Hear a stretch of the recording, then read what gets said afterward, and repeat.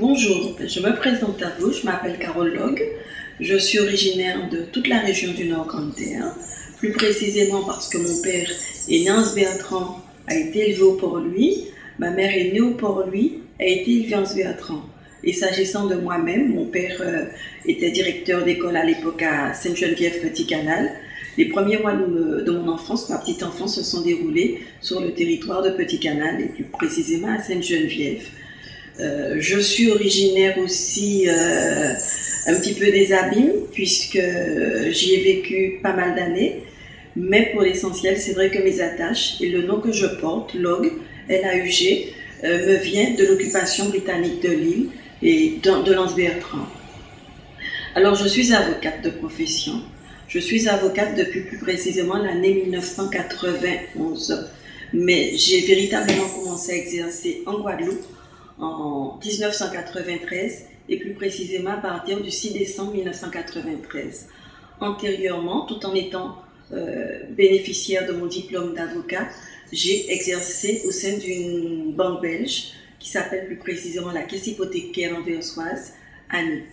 Et j'exerçais entre Versailles, Bruxelles et Anvers, la profession plus particulièrement d'assistante juridique. Et on s'occuperait de recouvrement de créances et de suivre les dossiers de saisie immobilière sur le territoire français. En 1993, je suis revenue en Guadeloupe. J'ai prêté serment à la Cour d'appel de Basse-Terre le 6 décembre 1993. Et effectivement, là, j'ai commencé à exercer ma profession d'avocat. Mes dominantes, c'est que j'exerce une activité en tant que généraliste. Je suis avocate généraliste, mais il y a des dominantes qui se dégagent de ma profession. Plus précisément, le droit de la famille, le droit de la responsabilité. Et pendant plusieurs années, je suis régulièrement intervenue devant la cour d'assises en faveur des mineurs qui étaient victimes d'agressions sexuelles, de viols et de violences. Ce sont les dominantes de mon activité. Là, à l'heure actuelle, je suis adjointe au maire de l'Anse-Bertrand, chargée plus particulièrement de la culture. Donc, c'est un domaine d'activité qui me plaît. Et puis, je fonctionne avec l'existant et je tends à valoriser notre patrimoine matériel et immatériel, culturel, et à faire en sorte que ça soit un facteur d'insertion, d'intégration et de valorisation de notre commune l'Anse-Bertrand. Là, j'ai décidé d'être candidate aux élections législatives dans la seconde circonscription. La seconde circonscription qui regroupe plus particulièrement la communauté d'agglomération de la Riviera du Levant, à savoir le Gosier, Saint-François, Sainte-Anne, la Désirade et aussi une partie de la communauté d'agglomération du Nord-Grand-Terre, le Moule, Port-Louis, Petit-Canal, Anse-Bertrand, et en sachant que toutefois le Morne-à-l'Eau n'en fait pas partie parce qu'elle est rattachée à la première circonscription en termes pour ces élections législatives. Donc je suis candidate aux élections législatives des 17 juin dans cette seconde circonscription. Ce qui a motivé mon choix, c'est avant tout un choix économique et un choix aussi tendant au renouvellement de la classe politique, puisque quoi qu'il en soit, notre classe politique est âgée et il appartient maintenant aux jeunes de se réapproprier cet espace démocratique et que nous puissions l'exercer différemment avec nos compétences et avec nos talents.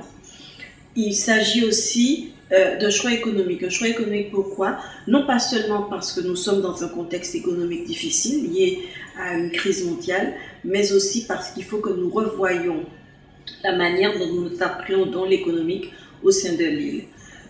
Nous subissons une fiscalité qui est inappropriée et il n'y a pas un seul citoyen qui au jour d'aujourd'hui ne se plaint pas de la pression fiscale sans précédent qu'elle subit, à tel point que effectivement on se rend compte qu'il faut que notre système fiscal soit revu et soit refondu.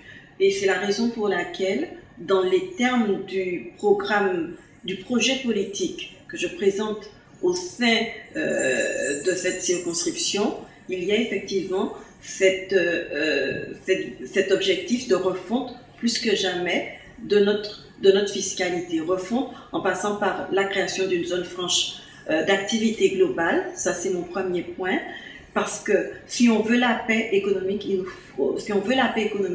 faut qu'on revoie les bases mêmes de notre conception et de notre rapport à l'économique.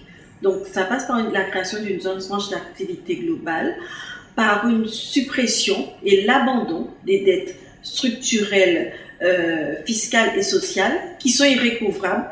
Et on ne comprend pas l'acharnement de certains organismes sociaux et des organismes fiscaux qui poursuivent le recouvrement de ces dettes, alors qu'elles ne sont pas liées à l'économie, mais à la structure même de notre système fiscal et social qui était mal conçu, qui était mal pensé et qui a été conçu en référence à des normes et des règles qui ne peuvent pas recevoir application au sein de notre île.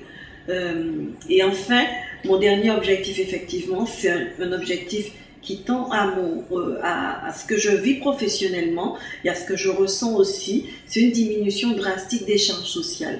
Puisque quand on est étranglé par les charges sociales, et on sait bien que c'est ce qui tue le système économique français, ce sont des charges sociales qui sont tellement importantes qu'on n'arrive même plus, en tant que chef d'entreprise, à assurer même son quotidien.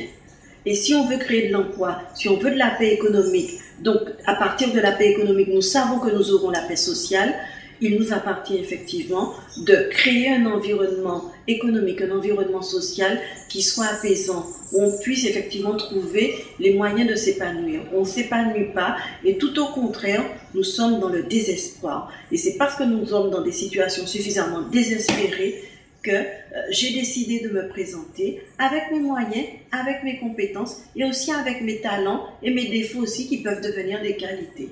Et c'est ce que j'entends faire prévaloir au sein de cette circonscription du Nord Grande Terre pour partie et de la Riviera du Levant.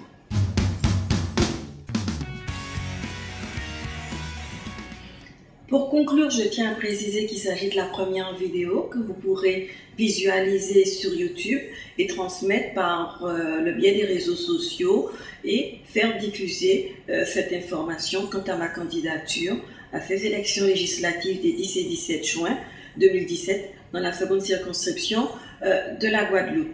Je tiens à préciser aussi qu'il y aura d'autres vidéos et qui vont développer davantage mon projet politique.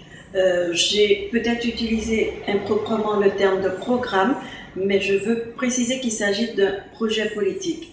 Pourquoi pas programme? Parce que programme est synonyme de promesse. Et on sait bien que les promesses n'honorent que ceux qui les prononcent. Et je ne veux pas me situer dans la même logique qui a décrédibilisé notre classe politique, qui tendait à faire des promesses qu'elle n'honorait pas. Et ce n'est pas mon objectif. Ce que je vise effectivement, c'est un objectif de paix. Je l'ai indiqué dans ma lettre d'intention à la population qui est déjà diffusée sur support papier dans la seconde circonscription. C'est dans le même sens que dans ma lettre d'engagement, je parle là d'un objectif de paix économique, donc pourvoyeuse de paix sociale, et c'est ce dont nous avons besoin. Nous vivons dans une île qui est extrêmement belle, nous avons aussi une population qui contient des qualités indéniables, c'est une belle population, il y a de belles âmes, et pour que nous puissions nous y épanouir, il faut que nous puissions vivre dans un environnement de paix économique, voire de paix sociale. C'est ça notre objectif, et je précise aussi plus que jamais comme un objectif est de sortir des sentiers battus et que quoi qu'il en soit, malgré tous les obstacles rencontrés, mon objectif est effectivement de faire et pratiquer la politique différemment. C'est retranscrire la volonté de la population et c'est ça le principe démocratique, et de faire en sorte que la volonté de la population et non pas la mienne puisse prévaloir, donc la somme des volontés individuelles qui devient la volonté collective puisse prévaloir sur l'ensemble de ces petites volontés individuelles qui tendent à dominer et à nous construire un schéma sociétal qui n'est pas conforme à nos souhaits ici-bas en Guadeloupe.